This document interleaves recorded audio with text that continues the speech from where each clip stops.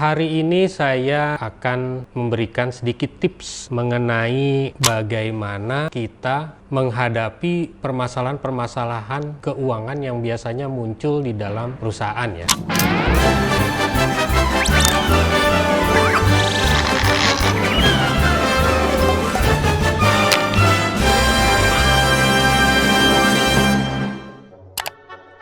Assalamualaikum warahmatullahi wabarakatuh. Selamat berjumpa kembali. Hari ini saya akan memberikan sedikit tips mengenai bagaimana kita menghadapi permasalahan-permasalahan keuangan yang biasanya muncul di dalam perusahaan ya, di dalam menjalani usaha. Biasanya masalah-masalah yang muncul ini terdiri dari beberapa hal. Yang pertama, arus kas atau transaksi keluar masuk uang.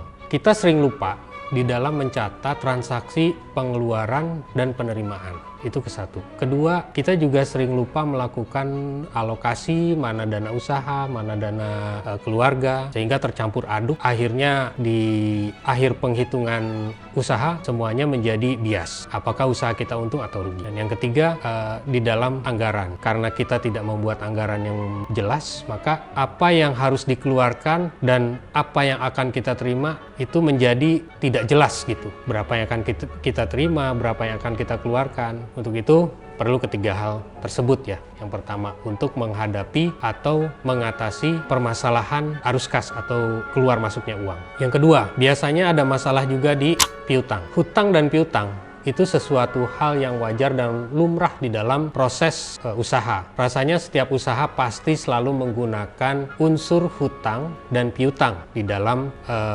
perjalanan dan kelancaran usahanya. Namun demikian ini perlu dikelola dengan baik, terutama untuk hutang ya. Terkadang kita terlalu gampang mengambil hutang, ada yang nawarin, kita ambil, ada yang nawarin, kita ambil tanpa mempertimbangkan hutang itu untuk apa. Akhirnya hutang yang kita ambil, pinjaman yang kita ambil, larinya ke hal-hal yang sifatnya konsumtif, bukan produktif. Padahal semestinya pada saat kita melakukan pinjaman untuk kebutuhan usaha, harus yang bersifat produktif, yang bisa memberikan nilai tambah atau hasil tambahan bagi usaha yang sedang kita jalani. Jadi perlu dipertimbangkan pada saat kita mengambil hutang atau pinjaman, pastikan dulu kita sudah memiliki perencanaan yang baik akan kita gunakan untuk apa hutang ini. Itu yang terpenting yang pertama. Kedua, dengan hutang ini nilai tambah apa yang akan kita terima? Berapa kira-kira persentase tambahan yang akan kita terima dari sebelum kita mengambil hutang ini? Ketiga, tentunya bagaimana kita harus memikirkan bagaimana cara mengembalikan pinjaman atau hutang ini supaya kepercayaan dari pihak yang meminjamkan, entah itu bank atau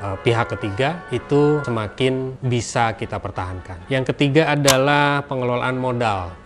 Di beberapa usaha yang sifatnya masih tradisional, kadang-kadang modal itu apa ya istilahnya, ini uang saya gitu, mau saya pakai apapun itu urusan saya. Jadi dogma-dogma seperti ini harus mulai bisa dihilangkan. Harus ada pemisahan mana modal untuk usaha, mana uang di luar itu. Kalau untuk modal usaha, pergunakan hanya untuk kebutuhan usaha, tidak boleh menyimpang dari tujuan itu. Ingat bahwa modal usaha harus dipergunakan untuk tujuan kelancaran usaha yang sedang kita jalankan. Jadi jangan sampai kita menggunakan uang modal untuk kepentingan di luar usaha. Lama-lama usaha kita akan hancur dengan sendirinya karena modal yang kita miliki hilang.